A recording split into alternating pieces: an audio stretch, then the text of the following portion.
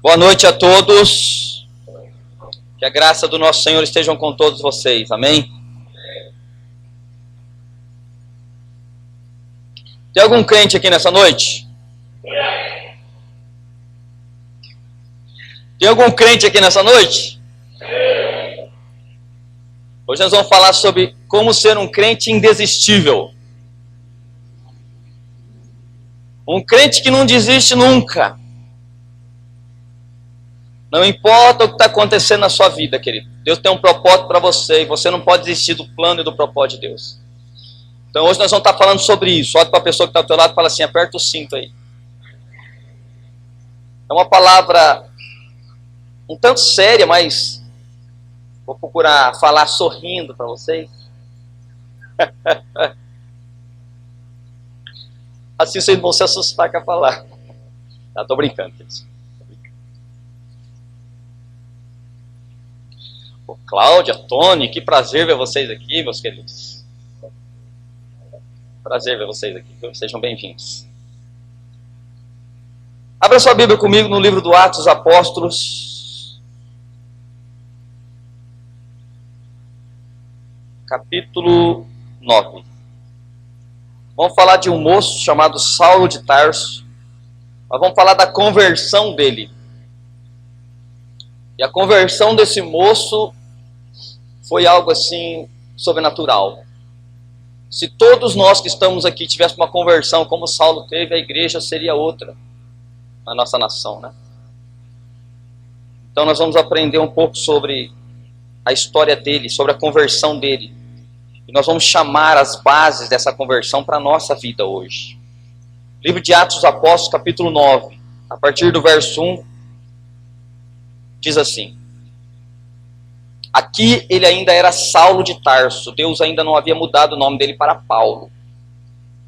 Saulo, respirando ainda ameaças e morte contra os discípulos do Senhor, dirigiu-se ao sumo sacerdote e lhe pediu cartas para as sinagogas de Damasco, a fim de que, caso achasse alguns que eram do caminho, assim homens como mulheres, os levasse presos para Jerusalém. Seguindo ele estrada fora, ao aproximar-se de Damasco, subitamente, diga, algumas versões está de repente. Diga comigo, de repente. De repente, uma luz do céu brilhou ao seu redor, e caindo por terra, ouviu uma voz que lhe dizia: Saulo, Saulo, por que me persegues?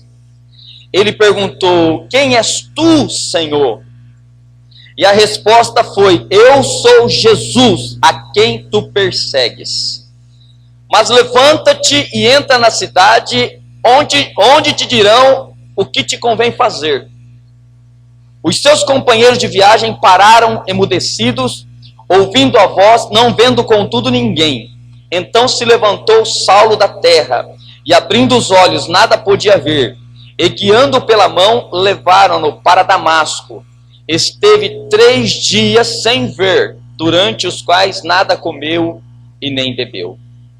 Meu Deus, eis aqui a tua palavra, meu Pai. E nós sabemos que ela é viva e eficaz. E ela sempre produz resultado na nossa vida. Eu peço, Senhor, vem falar conosco nessa noite. Não o que queremos, mas aquilo que hoje todos nós aqui precisamos ouvir. Para que nós possamos sair hoje deste culto, Senhor, transformados pelo poder da Tua palavra. Espírito Santo, eu te peço, abra o nosso entendimento para entendermos, compreendermos o propósito de Deus com essa palavra hoje. Para que nós possamos ser abençoados em nome de Jesus. Amém. Alguns cultos atrás eu falei para vocês que a igreja está crescendo no Brasil. A igreja evangélica está crescendo muito no Brasil. E segundo o censo do IBGE, nos próximos 20 anos, nós seremos 80% da nação evangélica. Nos próximos 20 anos. Mas esse mesmo censo que diz que a igreja está crescendo, também diz que há um número muito grande de pessoas desviadas das igrejas. Mais de 5 milhões de pessoas desviadas. E a gente vê a igreja crescer no Brasil, de fato, no estado de Goiás, já são 60% do estado evangélico, no estado de Goiás. Rio de Janeiro, 50%, metade do estado do Rio de Janeiro é evangélico. Em muitos outros estados está crescendo o evangelho, em alguns estados aí. Né? O evangelho está sendo alcançado. Mas nós vemos, querido, o evangelho crescendo no Brasil, mas nós não estamos vendo a estrutura moral do país mudar. Então, mas como é que pode? O evangelho está crescendo, as igrejas estão crescendo, mas o Brasil continua o mesmo. Em alguns lugares até pior. Porque às vezes a pessoa está no mundo, querido, ela é de um jeito, ela se converte e vem para a igreja, ela fica pior do que ela estava no mundo. Porque quando ela estava no mundo, ela não enganava ninguém, ela não mentia, ela não falava mal dos outros, se converteu, veio para a igreja, começou a enganar, a mentir, começou a falar mal dos outros, depois de convertido. Então nós vemos nesse texto aqui, na conversão desse homem, Saulo de Tarso, porque quando a gente traça aqui do perfil do crente de hoje, dos nossos dias, com o perfil do homem de Deus, que nós encontramos na Bíblia, a gente vê uma distância muito grande, é um grande abismo entre os crentes da igreja de Atos dos Apóstolos, que foi a primeira igreja que surgiu, a igreja primitiva, da igreja de hoje. Há uma distância muito grande. Então, o que é que Deus quer hoje? Deus quer resgatar os valores da igreja primitiva. Ele quer que aqueles valores estejam dentro da igreja dos nossos dias hoje. Porque o que nós vemos hoje é uma pregação de um evangelho muito barato. De um evangelho que se denomina a teologia da prosperidade. Mas Jesus não veio para pegar prosperidade. Querido, eu não estou com Jesus para ser próspero. Eu não estou com Jesus para ser abençoado. A bênção, a prosperidade, ela é uma consequência de eu andar com Jesus. Ela é uma consequência de eu estar com Jesus. Posso ouvir um amém? Então, o que está se ensinando para as pessoas hoje é uma coisa errada. Não é um evangelho real e verdadeiro que Deus quer que seja ensinado hoje. Nós queremos uma igreja com compromisso e com aliança. Precisamos ganhar fibra, queridos. Precisamos pagar um preço e estar dispostos a ser crentes indesistíveis, independente do que aconteça na nossa vida. Então a igreja hoje está como uma rodoviária, né? A maioria das igrejas no Brasil hoje. Existe muita gente dentro das igrejas hoje. Muita gente. É um entra e sai, como uma rodoviária. A gente entrando e gente saindo. É gente se convertendo aos montes, mas sem compromisso e sem aliança com Deus, queridos. E não é isso que Deus quer. Deus quer uma pessoa que se converta, que tenha um compromisso com Ele, que ame a Ele, que ame a sua palavra e que obedeça a Ele. Amém, amados? Eu quero tomar aqui esses primeiros momentos na vida de Saulo e usá-lo como modelo de um crente que Deus quer formar em mim e em você. E que Deus formou naquela primeira geração de crentes. É isso que Deus quer de nós hoje. Aqui nós não vemos o grande apóstolo Paulo, não é ele que está aqui, né? O grande apóstolo do Senhor Jesus.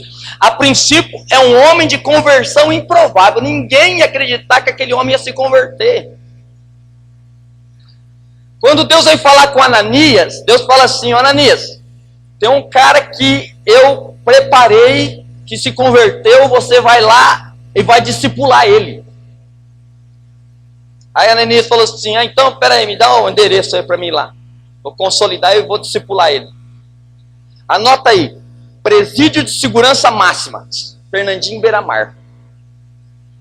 Era o Saulo de Tarso aqui. Ananias devia ter falado para Deus assim: o senhor está doido? Esse cara aí, ele mata crente. Ele persegue os cristãos. Pois é ele que eu separei, rapaz. Você vai lá porque você vai consolidar e vai discipular ele. Era um cara que tinha uma conversão improvável. Aquele tipo de pessoa que você olha e fala assim: isso aqui não vai converter nunca. Esse aqui é um pau que nasceu torto e que vai morrer torto, não tem jeito. É esse tipo de pessoa, era esse cara aqui, era esse Saulo de Tarso aqui. O cara era cheio de si, era cheio de convicções religiosas. Suas convicções eram tão radicais que ele era capaz de matar por aquilo que ele acreditava. Ele era um líder nato, inteligente, bem informado, mas um homem que teve um encontro com Jesus e teve uma conversão radical na sua vida. A conversão dele foi radical.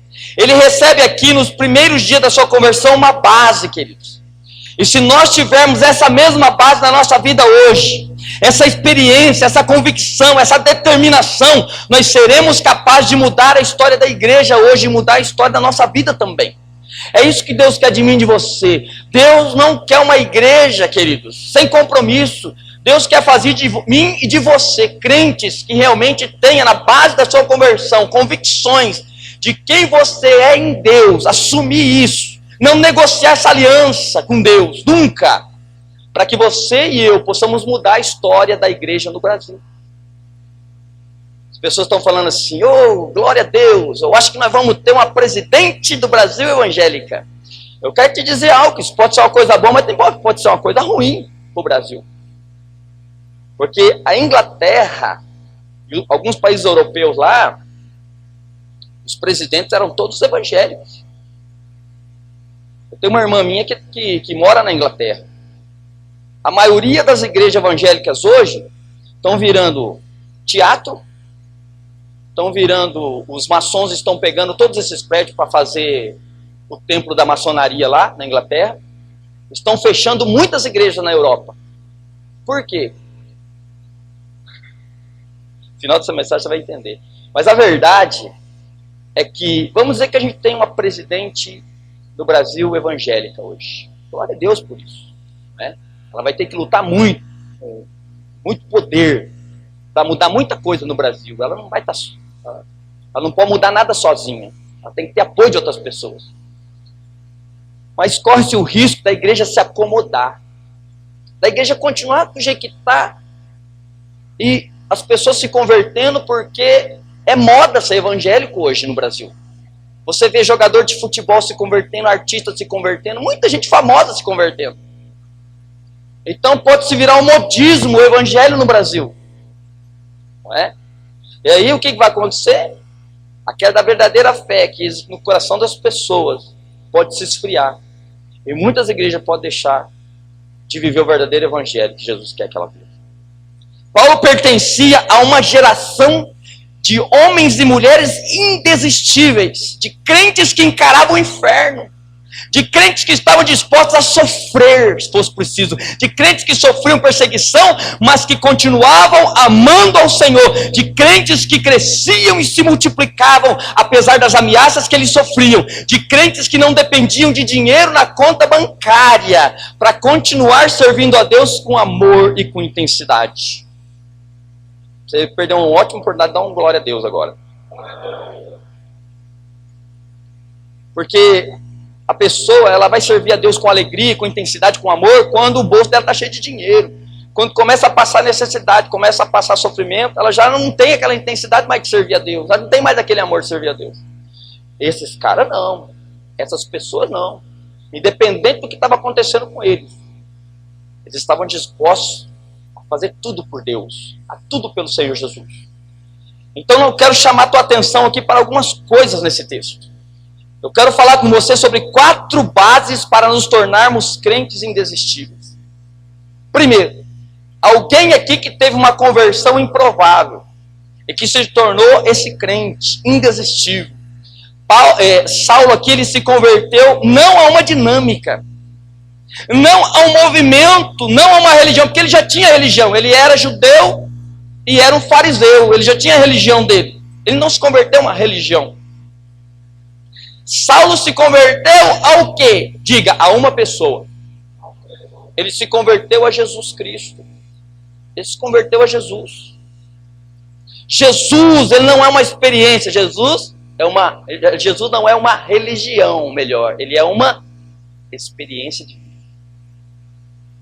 A gente só vai ter uma conversão de verdade, verdadeira mesmo, quando a gente tiver uma verdadeira experiência com Deus, que mude a nossa vida.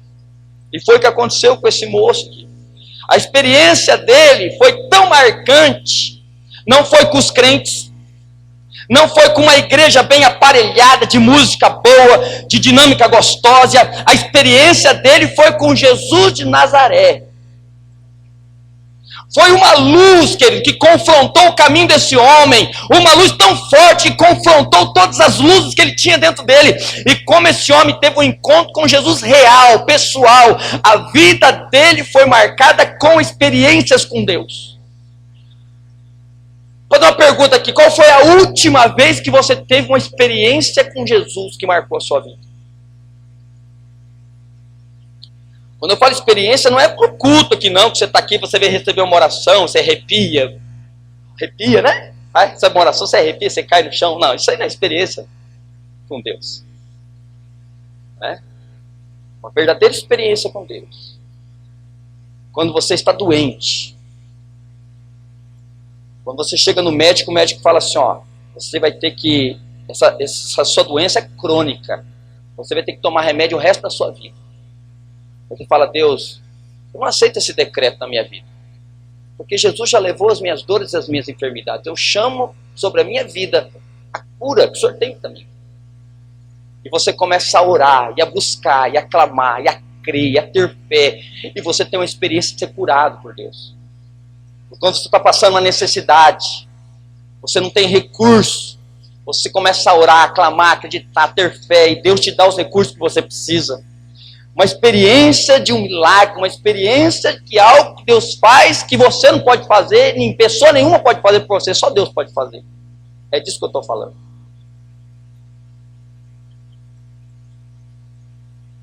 Se a nossa vida, querido, deixar de ser uma vida de experiência com Deus, nós seremos vulneráveis. Porque a única coisa que pode me manter de pé e também manter você de pé é a presença de Deus. A única coisa que pode manter a gente de pé, a única coisa que pode preservar a gente do pecado é a presença de Deus na nossa vida. Lembra de Moisés lá no alto da montanha? E aí Deus já não estava aguentando mais aquele povo, 2 milhões de pessoas que só sabia reclamar, murmurar. Deus não estava aguentando mais. Aí Deus faz um acordo com Moisés e fala assim, Moisés, o negócio é o seguinte, eu vou abençoar todos vocês. Você vai seguir em frente, vai um anjo meu na frente. E ele vai desbaratar todos os seus inimigos. Ninguém vai conseguir parar diante de você. Todos os seus inimigos vão cair por terra. Você vai entrar na terra de Canaã e você vai experimentar o melhor daquela terra. Vai desfrutar do melhor daquela terra. Mas eu não vou com você. A minha presença não vai com você. Se fosse qualquer um de nós poderia falar assim, ô, mas que beleza, Senhor. Não tem problema. Pode ficar onde o Senhor está aí, contanto que eu seja abençoado. Contanto que os meus inimigos saiam do meu caminho e eu receba a minha vitória, a minha bênção, o meu milagre, não tem problema que o Senhor não vai comigo não, pode ficar aí, está tudo certinho. Mas Moisés não, Moisés disse, não, esse negócio eu não aceito não. Se o Senhor não for conosco, não nos faça subir desse lugar. Porque Moisés sabia que uma vida sem experiência com Deus, sem estar com Deus, ele ia morrer com isso aí. Então o que adianta, amado? Nós temos tanta coisa na nossa vida, buscarmos, nós temos que buscar, não é isso que eu estou falando, não. Mas nós temos que entender que às vezes a gente tem que repensar os nossos valores. Às vezes nós estamos colocando o nosso coração em coisas materiais somente, em bens materiais somente.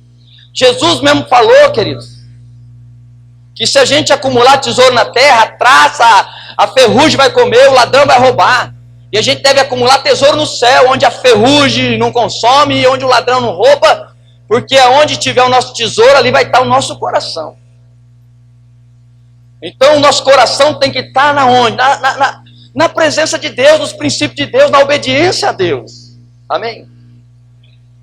Então a primeira coisa que eu vejo aqui, querido, é que nós temos que ser homens e mulheres, jovens, adolescentes que estão aqui. Vocês são tão novinhos. Vocês tem que falar assim, Deus, eu quero ter uma experiência com o Senhor que vai mudar a minha vida. Eu sei que eu sou novo ainda, mas a tua palavra fala lá que tinha um menino de 16 anos de idade, chamava Davi. Ele conseguiu derrubar um gigante, chamado Golias, que ninguém quis enfrentar, mas o Senhor estava com ele. Aquela experiência fez com que ele se tornasse conhecido em toda a nação de Israel. Ele tinha apenas 16 anos de idade, teve uma grande experiência com Deus. Às vezes a pessoa fala assim, ô pastor, não vejo a hora de chegar ao encontro para me ter uma experiência com o Espírito Santo, ser batizado com o Espírito Santo, aí ser cheio do fogo, sai cheio do fogo. Não precisa esperar chegar ao encontro para isso. Você pode ter essa experiência hoje, aqui nesse culto, se você quiser. Né, Eliseu? Foi só pecado lá, né? Nós não precisamos, que a gente cria uma expectativa, pastor, quando é que vai ter um congresso aí? Quando é que vai ter um seminário, um encontro, uma vigília, pastor? Vamos fazer uma vigília aí para o fogo descer. O fogo pode descer hoje aqui, se você quiser, querido. Só depende de você. Se você hoje clamar a Deus aqui por uma experiência, Ele vai te dar uma experiência hoje que vai marcar você. E você pode fazer a diferença lá fora. Vocês estão entendendo? Segunda coisa aqui. Versículo 5, ele diz assim: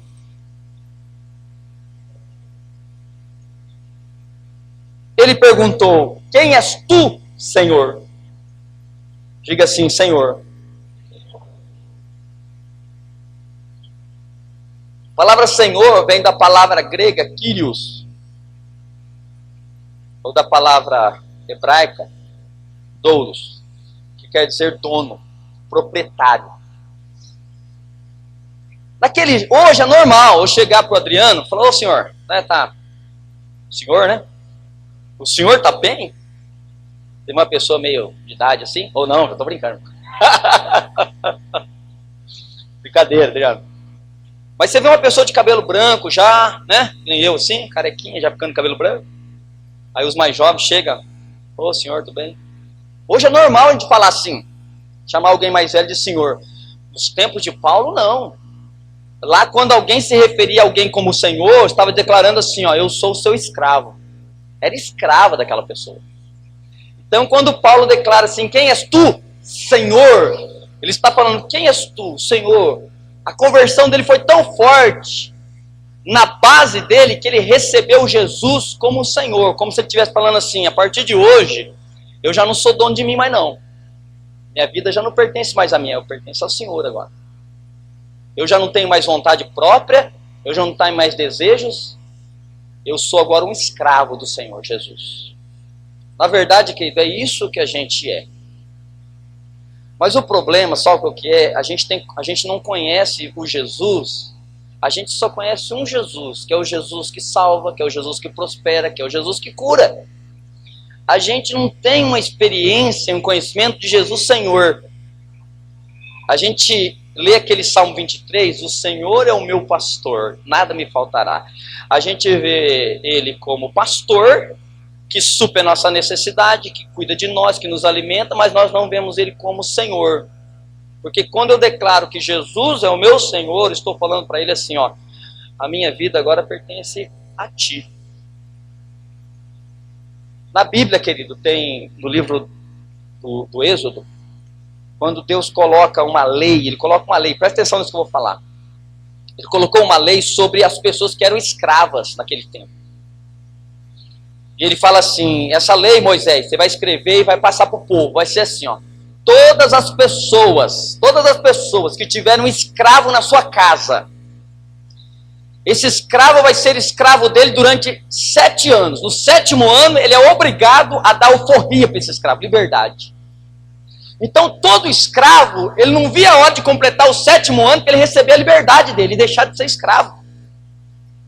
Mas Deus colocou uma lei dentro dessa lei, dizendo assim, salvo aqui, se o escravo amar o seu senhor e não quiser a liberdade, a alforria, ele pode continuar sendo escravo dele. E ele tem que ter uma marca. Tem que se furar a orelha dele e colocar um brinco de madeira na sua orelha. Cada vez que essa pessoa saía na rua, ia para algum lugar, e alguém visse ele com a orelha furada, sabia que ele era um escravo que não aceitou a alforria, a liberdade, e decidiu por vontade própria continuar sendo escravo do seu senhor. Porque ele amava tanto o seu senhor, porque ele é escravo, mas o senhor dele respeitava ele, mesmo sendo escravo, honrava ele, mesmo sendo escravo, era generoso com ele, mesmo sendo escravo, que ele não queria deixar de servir aquela pessoa. Então ele decidia por vontade própria continuar sendo escravo. Esse texto é uma alegoria ao que Jesus fez conosco hoje. Vocês querem ver só? Adriano, vem cá para você acordar. Vou pegar o seco para você dar uma despertada.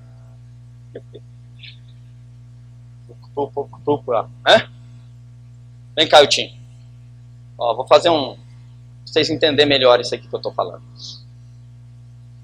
Naqueles dias lá, daquela época, se o Adriano tivesse uma propriedade, não é? E ele começasse a comprar as coisas do Ailton, e depois não tinha dinheiro para pagar, não é? Não tinha dinheiro para pagar a conta. Por direito, pela lei, ele tinha direito a ficar com as terras dele, como pagamento da conta. Se as terras que ele tinha não pagasse a conta, ele tinha que ser escravo dele. Durante 7 anos ia ser escravo dele. Agora, ou alguém, segundo a lei de Deus, naqueles dias, ou alguém chegava, que chamava remidor, um parente próximo do Adriano, alguém próximo, podia ser um primo, podia ser um irmão, alguém que fosse parente próximo dele, chegasse, vai lá perto do Ailton lá. Por causa da dívida, havia uma dívida, agora ele se tornou escravo dele. Era lei, era assim a lei. Se tornou escravo. Agora, como? Ou ele ia esperar o ano do jubileu, 50 anos depois, para tomar tudo de volta, o que ele perdeu. Todas as terras, ele tinha direito a ter de volta 50 anos depois só. Só no ano do jubileu. A cada 50 anos, era perdoada a dívida, e ele poderia resgatar tudo que havia perdido das terras dele, das propriedades dele. Ou se não, algum parente próximo chegaria e falava assim, ó, por amor a você, eu vou pagar a sua dívida. E ele chegava para o Ailton e pagava toda a dívida. E ele deixava de ser escravo. Só que não deixava de ser escravo, ele continuaria sendo escravo. Agora ele deixa de ser escravo do Ailton para ser escravo meu. Mas que vantagem é essa? Deixou de ser escravo de um para ser escravo do outro? A vantagem é que aquele lá oprimia ele. Aquele lá humilhava ele. Judiava dele. Esse aqui, por ter comprado ele por amor, mesmo ele sendo escravo ainda, ele vai respeitar, ele vai amar, ele vai honrar, ele vai ser generoso com ele. Foi exatamente isso que Jesus fez comigo e com você. Era assim, ó, a Bíblia diz que a gente estava no mundo sem Deus, a gente estava no mercado de escravos. Satanás foi lá e escravizou todos nós que estamos aqui. Todos nós éramos escravos dele. Ele nos humilhava, colocou uma dívida, um fardo pesado sobre nós, e havia uma opressão sobre todos nós. Jesus é o nosso remidor, o nosso redentor. E isso que é remissão. As pessoas falam assim, Jesus me libertou lá na cruz, eu tenho a salvação. Vai muito além da salvação, queridos, isso aí. Muito além da salvação. Ele nos redimiu da mão do diabo, porque nós estávamos sendo oprimidos, humilhados por ele. Jesus chegou no diabo e azar do diabo, porque ele colocou um preço em nós, Jesus foi lá e pagou o preço. O preço de sangue. Ele morreu por mim e por você. O preço da moeda que Jesus pagou foi o sangue dele, a morte dele na cruz. Aí ele foi lá e pagou. Agora, nós não pertencemos mais para o diabo. Ele nos resgatou do império das trevas. Gálatas 3,3 diz que Jesus nos resgatou de toda a maldição da lei, se fazendo ele maldito em nosso lugar. Porque está escrito, maldito todo aquele que for pendurado na cruz. Você pode dar um aplauso a Jesus por isso?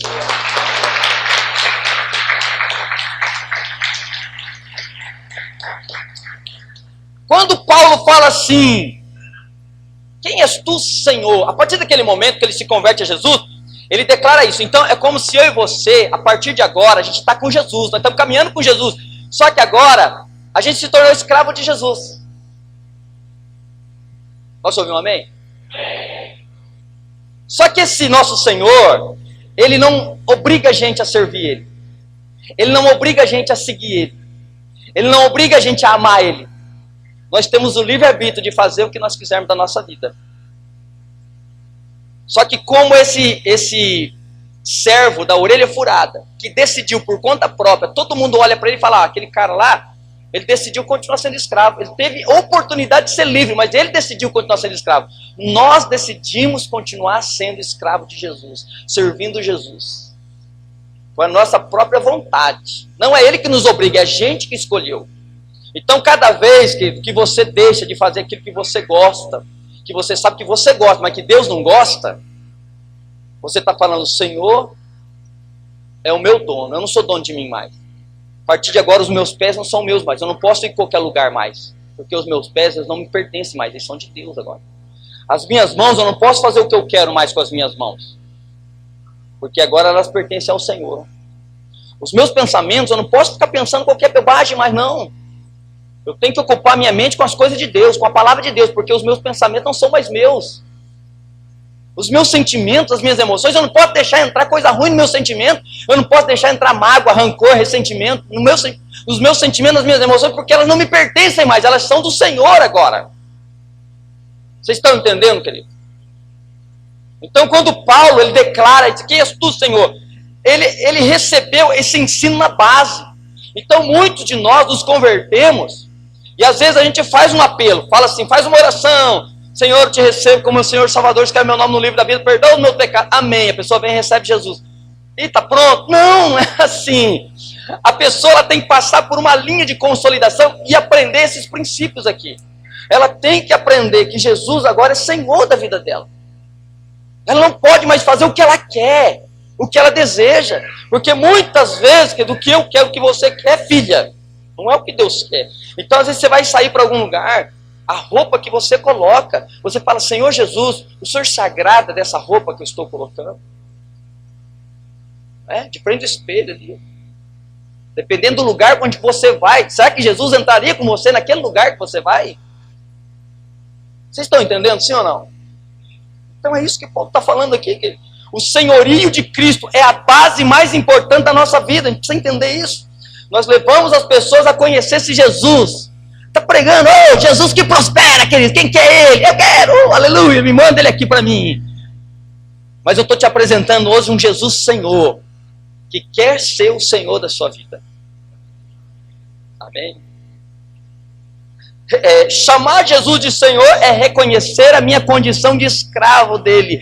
O escravo só tem um direito. Qual que é o direito do escravo? Obedecer, diga obedecer. É isso. E é isso que Deus quer de mim e de você. Jesus, ele fala em João 17 assim, ó.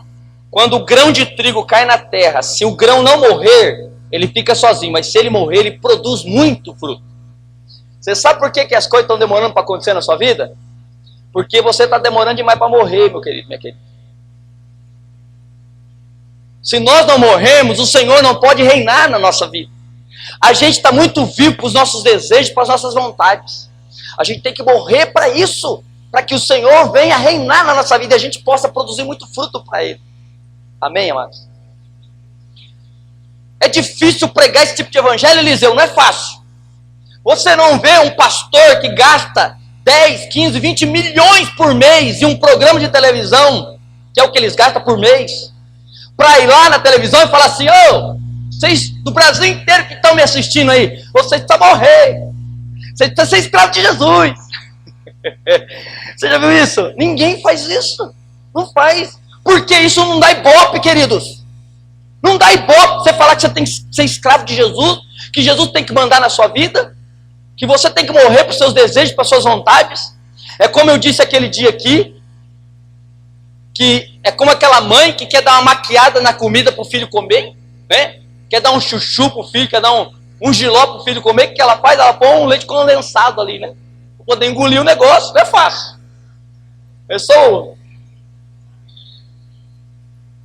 O filho que está com anemia, o médico chama, você tem que dar fígado de boi para o teu filho comer, fígado de galinha. E criança que gosta de comer um negócio não gosta. Aí você dá uma maquiada, uma caretinha, um desenho bonitinho ali. Olha que bonitinho. Faz um hambúrguer, enfim, maqueia o negócio para poder engolir. Muitos líderes hoje no Brasil estão maquiando o evangelho, estão colocando leite condensado na cruz para o povo poder engolir. Essa é a realidade. A realidade do evangelho hoje é essa, querido. Infelizmente, é duro falar isso, mas essa é a realidade hoje na igreja. Nas igrejas nós estamos vendo isso acontecer hoje. Esse novo convertido entendeu nas suas bases que ele não estava diante de uma coisa. Ele não estava diante de uma força. Ele não estava diante de uma luz. Ele estava diante de um Senhor, que a partir dali iria agora governar a vida dele e estabelecer o seu caminho, que iria impor a vontade dele sobre ele. Amém?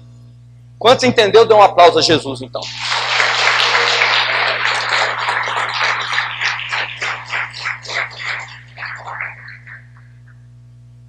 Terceiro, no mesmo verso 5, ele diz aqui, eu sou Jesus, a quem tu persegues. Queridos, aqui tem uma revelação tremenda nesse versículo aqui. Jesus aparece para Saulo de Tarso no caminho de Damasco, e Saulo cego, ele não estava vendo Jesus, ele estava cego. Ele fala: quem és tu, Senhor? Jesus responde: eu sou aquele a quem você está perseguindo. Mas peraí, querido, Saulo nunca conheceu Jesus, ele nunca se encontrou com Jesus, ele nunca perseguiu Jesus, ele perseguia os cristãos, ele perseguia a igreja. Você sabe o que quer dizer isso? Que Jesus e a igreja é um só. É um só. Jesus e a igreja é um só. Eles são inseparáveis. Por que existe tantos crentes evangélicos sem igreja? Porque eles não entendem esse princípio da palavra de Deus. Porque eles não entenderam que não é possível estar em Jesus sem estar dentro de uma igreja. Você está entendendo, sim ou não? Mas quando Jesus se apresenta a ele diz para Saulo: você está me perseguindo, cara. Esse homem entendeu isso na base do evangelho que ele recebeu, na linha da sua consolidação. Ele entendeu que quando você honra a igreja, você honra Jesus. Quando você despreza a igreja, você despreza Jesus. Quando você serve a igreja, você serve a Jesus. Quando você abandona a igreja, você abandona Jesus. Porque Jesus e a igreja é um só. Você quer ver? Abre a tua Bíblia aí em 1 Coríntios 12. Quando Paulo entendeu isso, e é ele que escreve esse texto aqui de Coríntios, para a igreja de Coríntios, ele passou a ensinar isso para as pessoas. 1 Coríntios capítulo 12. Abre a tua Bíblia para você entender.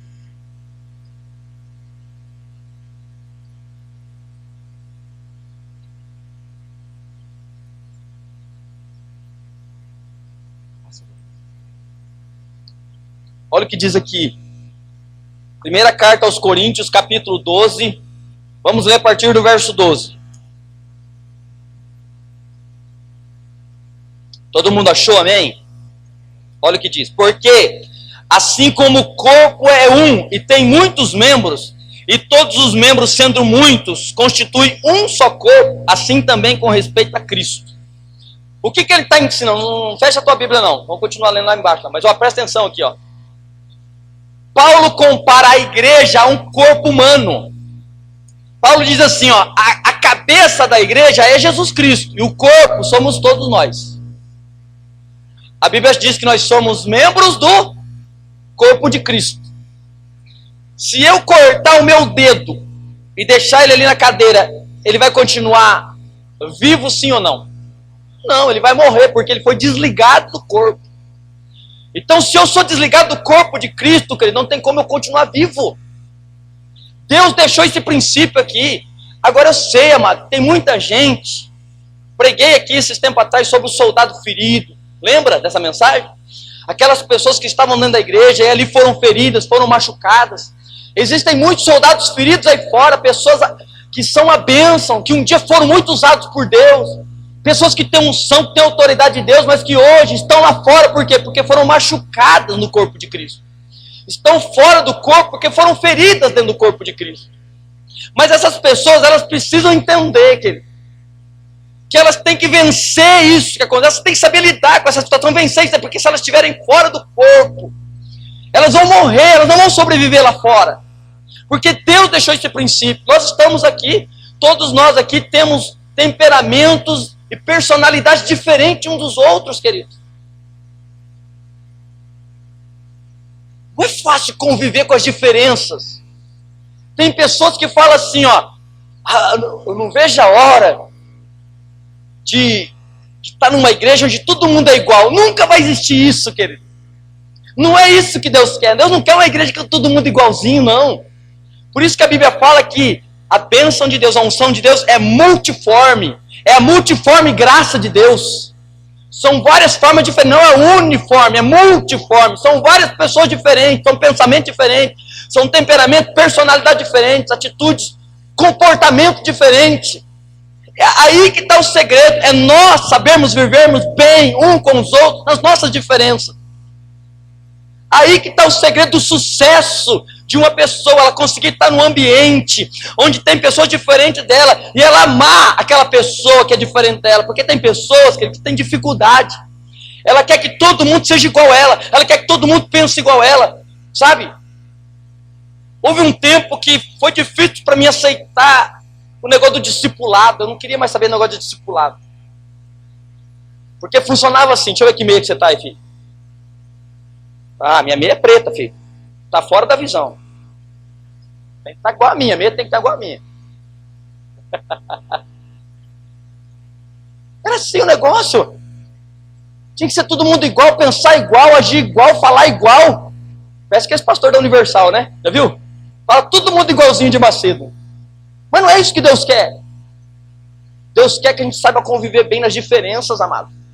Que a gente possa respeitar um ao outro, amar um ao outro. É na minha diferença com o Ailton, ele vai lixar eu e eu vou lixar ele. Aí nós vamos crescer juntos. É assim que a gente é tratado por Deus, no nosso caráter. A gente tem mudança na nossa vida. É quando a gente Deus bota um para ralar o outro. Não é fácil, é claro que não é fácil. Mas a gente tem que saber entender que isso faz parte do processo de Deus na nossa vida. De crescimento espiritual, de bênção. Amém? Olha o que diz embaixo aqui, ó, versículo 22. Pelo contrário, os membros do corpo que parecem ser mais fracos são os mais necessários. E os que nos parecem menos dignos do corpo, a estes damos muito maior honra. Querido, você já levou uma topada no dedinho do pé? Eu já levei. Que coisa terrível. Dói. O negócio foi lá embaixo, dói aqui, ó. Teve uma vez que eu fiquei 3 dias sem conseguir pôr o pé no chão, porque eu bati o dedinho na quina da cama e torceu assim, ó. Eu não conseguia pôr o pé, o dedinho do pé. Uma coisa tão insignificante, pô. Não sei nem porque que Deus inventou o dedinho do pé, irmãos. Fala sério, meu. Inventou só para dar uma topada nas coisas, né? Nas quinas da cama, da cadeira. Mas você sente, olha o que diz o texto, continua falando aqui, ó. Versículo 24. Mas os nossos membros nobres não têm necessidade disso. Contudo, Deus coordenou o corpo, concedendo muito mais honra àquilo que menos tinha, para que não haja divisão no corpo. Pelo contrário, cooperem os membros com igual cuidado em favor uns dos outros, de maneira que se um membro sofre, diga sofre, todos sofrem com ele, e se um deles é honrado, com eles todos se alegram. Então, se a gente sabe que tem um irmão, uma irmã que está sofrendo, a gente tem que sofrer junto, queridos. É isso que a Bíblia ensina. Se alegre com os que se alegram, chorem com os que choram. Não é? É isso que Paulo entendeu aqui quando Jesus fala para ele, você está me perseguindo, mas eu nunca te persegui. Eu nunca vi você, nunca tive com você. Você está perseguindo a igreja, eu e a igreja somos um só. Então todos nós somos um, querido. Nós temos que aprender a amar uns aos outros, respeitar uns aos outros, suportar-vos uns aos outros, que é mais difícil, né? Mas é isso que a palavra ensina. Mas é muito mais fácil um brigar. A Giovana está aqui, ó. Como que você chama, filha? Natália. A Giovana briga com a Natália, né? Aí é mais fácil, em vez dela falar assim, nossa, mãe, a Natália falou um negócio que me magoou, né? Aquela coisa, não vou mais na igreja, não. Mas foi um negócio lá que me deixou chateado. É mais fácil a gente sair do que a gente estar junto, tentar se acertar, para crescer juntos. Esse é o segredo, é isso que Deus quer de nós, querido. Essa é a igreja que Deus busca. É a igreja que Deus quer fortalecer, essa igreja. Amém? Paulo era um homem cheio de si, cheio de ideias, cheio de luz, mas quando ele cai por terra diante de Jesus, né? Toda aquela luz que havia dentro dele vai embora. Era um homem cheio de conhecimento, um homem inteligentíssimo, poliglota, falava várias línguas, estudou na maior instituto teológico da época. Quem era o seu mestre, o seu mentor era Gamaliel, que era um dos maiores filósofos da época, contemporâneo de Sócrates. Não é o do Corinthians não, viu? Não é aquele que jogou no Corinthians não. Desses filósofos aí, Era esse cara aqui, muito inteligente, culto, tinha uma sabedoria tremenda. Deus pega ele e fala assim, sabe quem vai consolidar você? Sabe quem vai ser seu discipulador? Ananias, o Zé Ninguém. Um Zé Ninguém que foi discipular aquele cara lá. Aí depois você vai com Barnabé, que é outro Zé Ninguém também. Aí depois você vai ficar 13 anos com Pedro, que não sabe nem malemar, ler e escrever. O cara foi tratado, meu. Porque Deus não precisa de título, Deus não precisa de diploma, Deus não precisa de nada disso. Deus precisa de um coração disposto. Porque é a unção dele na nossa vida que vai fazer a diferença. Quarto e último. O versículo 16. Lá de Atos. Olha o que diz aqui. Quando Deus chega para Ananias e fala assim, eu separei um vaso de honra para você trabalhar com ele. E você vai falar com ele isso aqui, ó, versículo 16. Pois eu lhe mostrarei quanto lhe importa sofrer. Diga sofrer. Quanto lhe importa sofrer pelo meu nome. E aqui que o bicho pega, queridos. Porque o sofrimento faz parte da nossa vida cristã, da nossa vida na terra. O sofrimento faz parte de um processo para o nosso crescimento espiritual. Sabe por que muitos desistem do propósito de Deus? Muitos desistem dos sonhos de Deus? Porque não estão preparados para o sofrimento. Você converte uma pessoa. Está vindo da igreja agora, já vai ficar assustado. Quer ver? Ó? A Natália, né? A Natália veio para a igreja. Aí a Giovana está consolidando ela, está discipulando ela. Aí fala assim, não, Jesus é uma benção. Vai mudar a sua casa, vai mudar a vida da sua família, vai transformar a sua vida. Você vai ser uma benção. Ser empregada, você vai deixar de ser empregada para ser patrão agora. Ele vai te dar um carro, vai começar um rancho, depois você vai ter uma casa na praia, aí depois ele vai te dar um iate. Vem para Jesus. Vem para Jesus. Estava demorando, né? Estava demorando. Mas aí você ganha um novo convertido, aí você chega para ele e fala assim, ô Adriano, tá chegando na igreja agora, novo convertido, fala assim, ó, vai ser necessário você sofrer pelo nome de Jesus, Sião. Se prepara.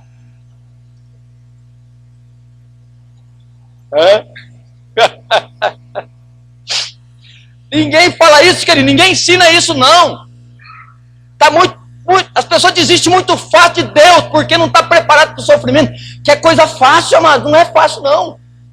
Não estou pregando aqui nenhuma analogia ao sofrimento, agora vamos todo mundo sofrer aqui. Fazer que nem aquele povo da Indonésia lá, os cristãos se convertem lá, eles colocam umas lâminas na ponta do chicote e ficam chicoteando o corpo deles assim, sangrando tudo, né?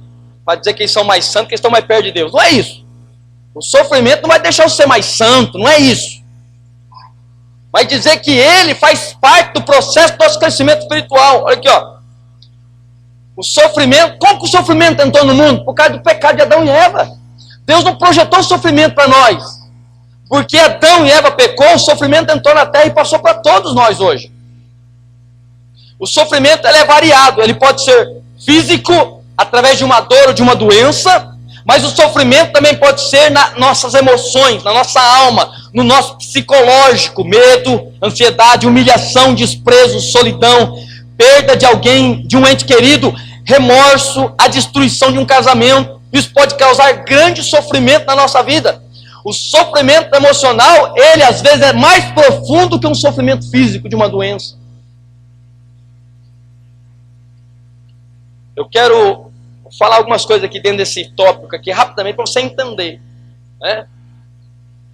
Algumas verdades elementares do sofrimento, para você entender escrito. Primeiro, por que Deus permite o sofrimento na minha vida? Agora eu sou uma pessoa justa, pastor. Eu temo a Deus, estou servindo a Deus, por que eu continuo sofrendo? Porque você liga a televisão, você liga a tua televisão nesses programas evangélicos, a primeira coisa que está lá, pare de sofrer. Oxi. Pare de sofrer? Não. O sofrimento tem que vir, porque se ele não vir, a gente não vai crescer na nossa vida com Deus. Olha por quê. Primeiro, Deus, ele não nos poupa no sofrimento. Ele nos permite passar pelo sofrimento, mas ele vai caminhar conosco no sofrimento. Diga glória a Deus. Não é isso que eu sempre falo aqui, Salmo 23, 4? Davi falando lá, ainda que eu ande pelo vale da sombra da morte, não temerei mal algum, porque o Senhor está comigo. Né? O que ele fala aqui, ó? Isaías 43, 2. Se você tiver que passar pelos rios, estarei contigo. Se passares pelas águas, não vão te submergir. Tiver que passar pelo fogo, não vão te queimar, nem a chama arderá em ti. Não é? Então, ele vai permitir você passar pelo sofrimento, mas você não vai estar sozinho lá não, ele vai estar com você lá. E você vai sair dessa situação, dessa crise, dessa luta, desse sofrimento, mais forte. É a mesma coisa de um pai e de uma mãe impedir que um filho, desde pequeno, passe por situações difíceis. Ele fica poupando o filho do sofrimento, vai crescer um banana, um mole, um frouxo.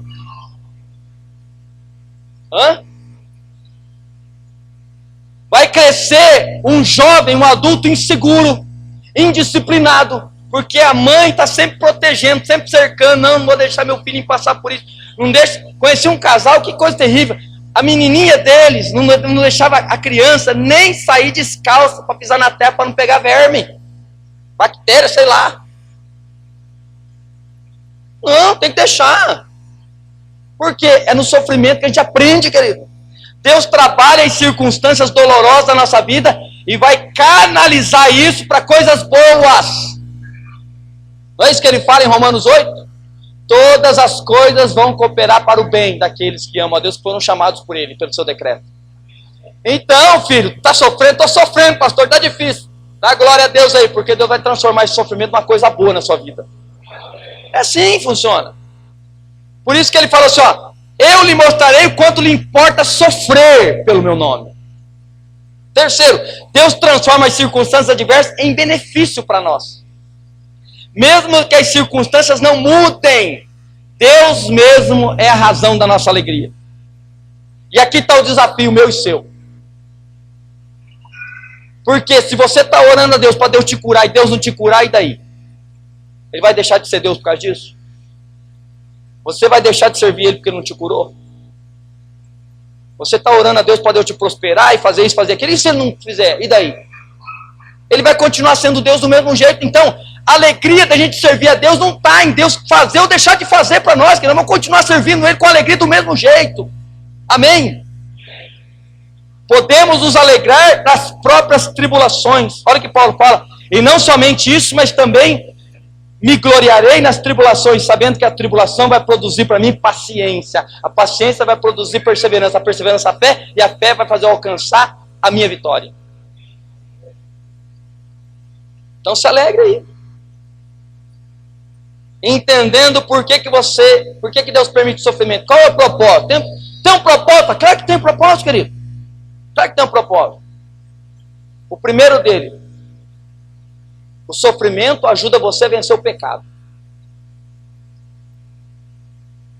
Entenda isso, ó. O mesmo sol que endurece o barro é o mesmo sol que amolece a cera. E agora complicou, hein?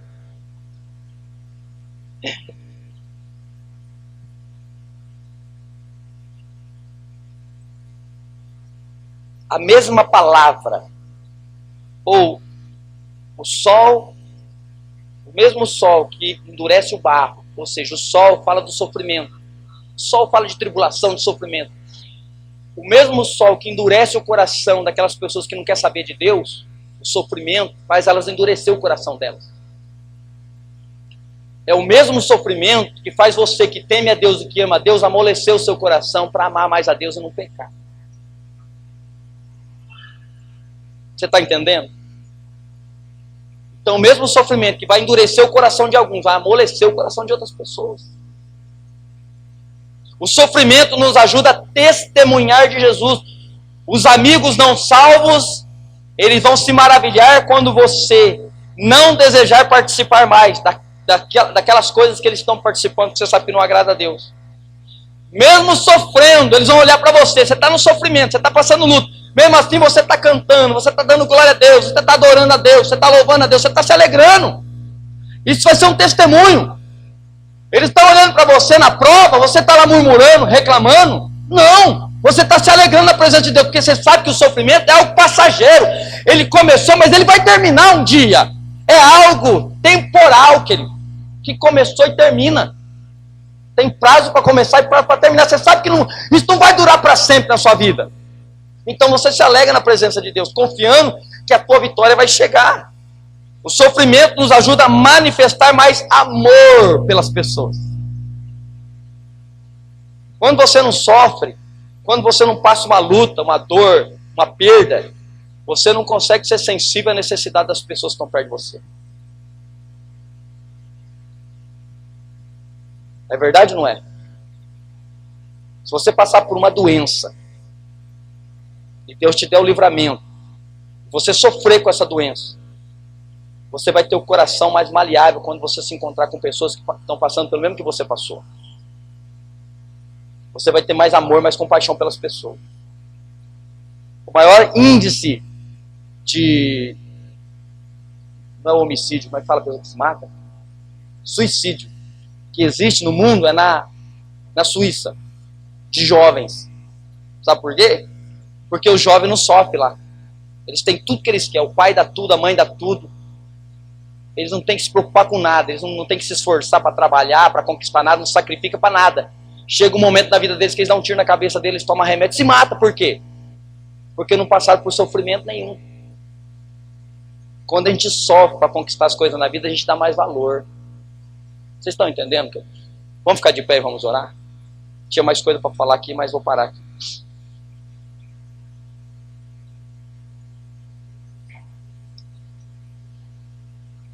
Aleluia.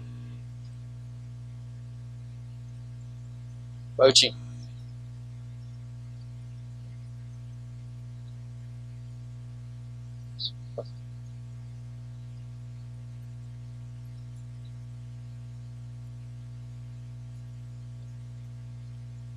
Amém. Glória a Deus.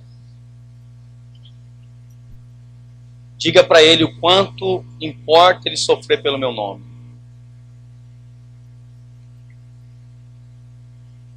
Sabe, querido, quando Deus começa a gerar algo dentro de você e através de você, você tem que se preparar para a oposição. Vai vir luta, vai vir oposição, vai vir sofrimento. Isso faz parte do seu processo. E a gente tem que estar preparado para isso, para não desistir. Sermos crentes indesistíveis. Jamais abandonar o caminho do Senhor por causa disso. Quero que você feche os seus olhos. Quero fazer uma oração por você agora. Senhor, eu quero te dar graças por esse tempo, por essa palavra que o Senhor liberou sobre as nossas vidas hoje. Deus, sabemos o desafio que é servir ao Senhor. Sabemos, ó Deus, os benefícios que nós temos de estar na presença do Senhor. Como foi dito aqui, ó Deus, nós não buscamos Jesus para sermos abençoados. A bênção é uma consequência de estarmos com Jesus. Mas nós queremos, ó Deus, mudar os nossos conceitos, os nossos valores. E queremos, ó Deus, ter na base da nossa conversão esses princípios, ó Deus, que havia na vida destes homens e dessas mulheres naqueles dias do apóstolo Paulo. Este homem que era um homem de conversão improvável, alguém que olhava para ele e dizia assim: esse aí nunca vai se converter. Esse cara é um malfeitor, é um bandido, um perseguidor da igreja, alguém que não tem piedade de ninguém, ele mata as pessoas. Saulo de Tarso, queridos, foi a pessoa que pegou Estevão e ficou olhando o povo apedrejar ele até ele morrer. Ele era cruel.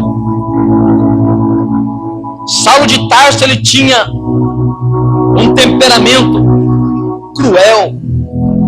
Ele não tinha piedade das pessoas. Mas olha o que Deus fez com este homem. quando ele teve um encontro e uma experiência que marcou a vida dele. Primeira coisa que você tem que entender hoje aqui é que você tem que ser uma pessoa que caminha debaixo de experiências com Deus. Eu não sei qual foi a última vez que você teve uma experiência que marcou a sua vida. Talvez você entrou aqui e você pensou assim: pastor, há anos atrás eu tive muitas experiências com o Senhor, Ele me usava muito, eu ouvia a voz de Deus, eu caminhava com Deus, mas hoje parece que as coisas mudaram, parece que as coisas já não caminham mais como caminhavam antigamente. Mas eu sei, querido, que o seu desejo não é continuar do jeito que você está. Eu sei que você quer ser um homem e uma mulher que tem experiência com Deus, e Deus quer te dar experiências. Ele quer que você caminhe debaixo desse princípio, para que você seja abençoado e abençoe a vida de outras pessoas também. Eu quero fazer um apelo aqui agora para algumas pessoas. Primeiro eu quero orar por pessoas que talvez você entrou aqui e você está doente. Eu quero orar pelas pessoas doentes hoje. Você tem alguma doença no seu corpo, alguma enfermidade? Se você crê que Deus pode tocar nessa sua enfermidade hoje aqui, que há uma unção de Deus neste ambiente, que pode tocar em você e trazer cura para o seu corpo, eu quero que você saia do seu lugar e venha aqui à frente. Eu quero orar por você. Eu quero ungir você. E aonde tiver uma enfermidade no seu corpo, eu vou profetizar a cura de Deus.